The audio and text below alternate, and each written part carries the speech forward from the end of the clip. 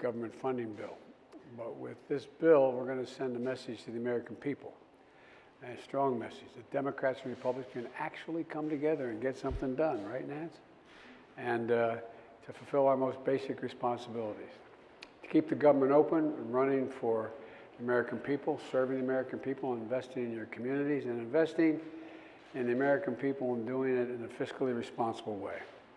This bill also includes historic funding, $13.6 billion, to address Russia's invasion of Ukraine and the impact on surrounding countries.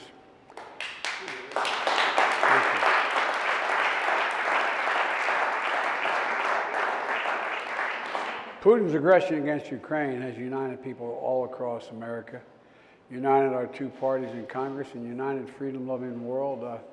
And it's an act with urgency and resolve that we're doing right now that you've provided me the ability to do.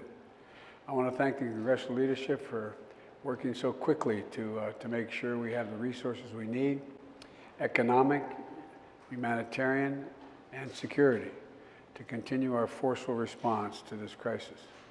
We've already committed more than $1.2 billion in security assistance to the people of Ukraine just over the past year. And I know all of you know that. It's preaching to the choir here. But we've been providing anti-armor, taking out tanks, anti-air capabilities directly to the Ukrainian forces. And we're also facilitating significant shipments of security assistance from our allied partners to Ukraine.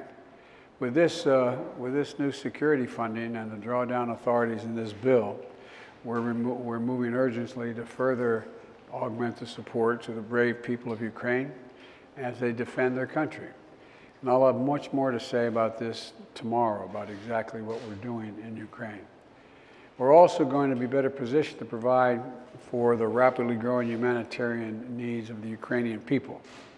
This war has turned nearly 3 million Ukrainians into refugees, with numbers growing every single day. And that's on top of the 12 million people who require humanitarian assistance inside of Ukraine. The United States is helping to lead the global humanitarian response with our partners in Europe and well beyond Europe. In just the past few weeks, we provided nearly $293 million in humanitarian assistance to people in Ukraine and in neighboring countries. Our experts are on the ground in Poland and in neighboring countries where the Vice President just came back from to make real-time assessments of a rapidly evolving crisis, to get urgently needed humanitarian supplies to the people in need now. We're airlifting emergency relief supplies into staging positions in the region, supplies like high thermal blankets, water treatment equipment, so that they can be shipped into Ukraine. We're providing essentials like soap and laundry detergent, simple sounding things to refugees who fled with literally nothing but the clothing on their backs. We're working with partners to supply access to safe drinking water and to food rations to the people affected by this conflict. With the U.S. support, the World Food Program has already purchased 20,000 metric tons of food to address the growing needs of individuals affected by this conflict. It's exceedingly difficult to get supplies into Ukraine while the Russian onslaught continues, but we're managing to get supplies into Ukraine regularly thanks to the bravery of so many frontline workers who are still at their post. And we are supporting food assistance at refugee reception centers in frontline countries like Moldova. With billions more included in this bill for new humanitarian assistance, we're going to be able to quickly ramp up our response and help alleviate the suffering that Putin's war is causing the Ukrainian people and the region. This bill also provides necessary economic support for Ukraine and Ukraine's neighbors that are impacted by this war. Things like loan guarantees, direct financial support, including to address the needs like energy and cybersecurity. This bill is also going to help face our challenges here at home. It sends a clear message to the American people that we're investing in safety, health, and the future of Americans. Let me just mention a couple of the highlights, starting with community safety. We know what works to make our communities safer, and that's investing in prevention and community police officers so that they can walk the streets, know the neighborhoods, and who can help restore trust and safety in the communities. The answer is not to abandon our streets or to choose between safety and equal justice. It's in this funding bill which we make sure we do both. This budget invests in funding for agencies like the FBI and U.S. Marshals, the Drug Enforcement Agency, but also includes funding for COPS programs to increase community policing and the ability of the alcohol, tobacco, and firearms to tackle gun crime, and it funds entirely new community violence intervention programs just at the Department of Justice.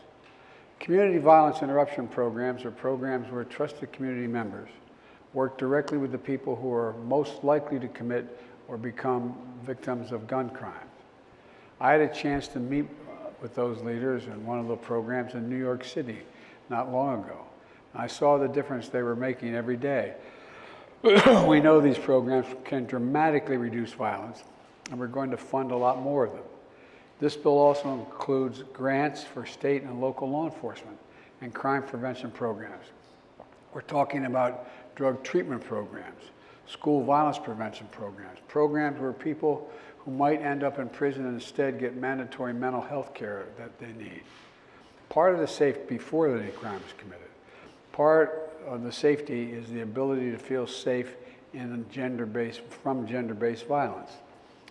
I wrote a Violence Against Women Act with many in this room years ago, 28 years ago, to provide protection against domestic violence, stalking, sexual assault, and to support survivors and help them find a way out of those abusive situations they were locked into because they had no means to leave, with support for rape crisis centers as well as housing and legal assistance. The law has saved lives, and that's helped women rebuild their lives and make children a heck of a lot safer. Today, with this bill, we reauthorize and strengthen the Violence Against Women Act. For example,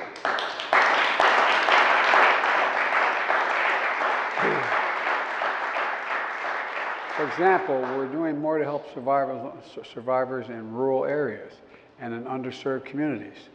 Tribal courts will now be able to exercise jurisdiction over non-native perpetrators of sexual assault and sex trafficking.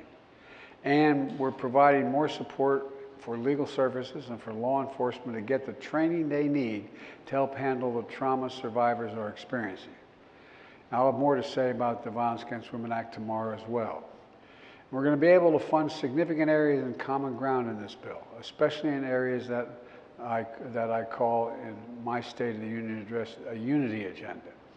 The things that we can accomplish together, Democrats and Republicans. Two elements of that agenda are, one, beat the opioid epidemic, and two, take on the challenges of mental health, which have been exacerbated because of the COVID problem. This bill supports opioid response grants that are funding that we provide to states to support opioid prevention, treatment, and recovery services. We also included funding for states and support mental health services, as well as additional funding for children's mental health services, which has increased exponentially. I've also called for increasing Pell Grants to make colleges more affordable. And that is anyone making less than $50,000 a year, they're eligible for a Pell Grant. This bill delivers increasing the maximum Pell Grant by $400, which will make a difference in a lot of lives. And I'd like to add a word about another investment this bill makes, one that I expect will pay dividends for hope, healing, and for our economy for generations to come. And it's called ARPA-H, Advanced Research Project Agencies of Health. This will be a new kind of entity, an engine for innovation, a place where we'll do the high-risk, high-reward research that can drive unprecedented progress in biomedicine. It's based on DARPA, the Defense Department's Advanced Research Project Agency, that has led to breakthroughs in technologies that protect our national security, like the internet, GPS, and so much more. ARPA-H will have a singular purpose: to drive breakthroughs to prevent, detect, and treat diseases including cancer, Alzheimer's and diabetes, and other diseases. And by the way, we're providing that we can, and we're proving that we can invest in the American people in a fiscally responsible way. Last year, the deficit dropped for the first time since 2015. It fell by $360 billion last year. And this year, it's on track to drop by more than $1 trillion. After 4 years in a row of increasing deficits before I took office, we're now on a track to see the largest ever decline in the deficit in American history.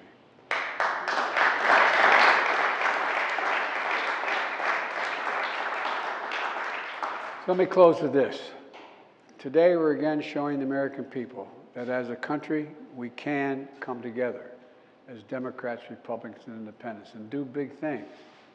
That our democracy can deliver and outperform autocracies. And that there's nothing we can't do when we do it together as the United States of America.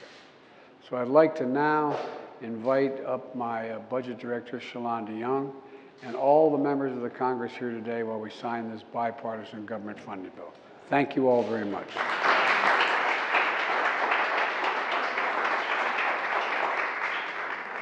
I'm next to you, Shalonda.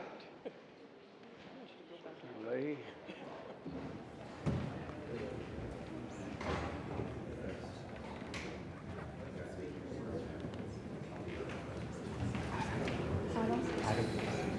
Speaker.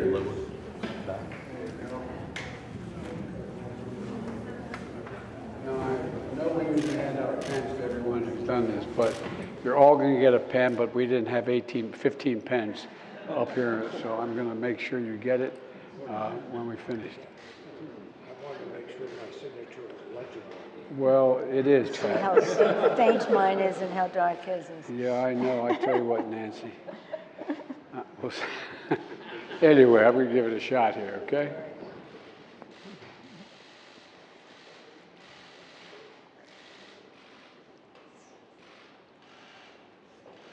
All right. Thank you.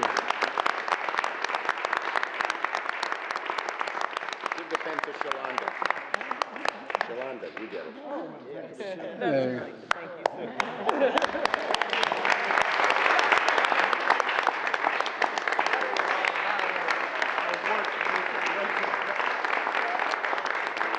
Thanks, Pat.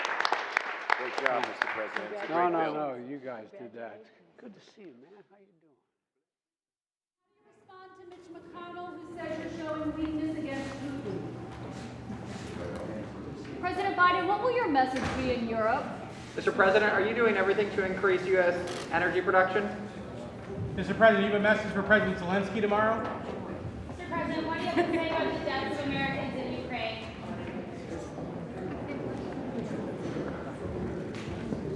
Mr. President, what about the COVID funding?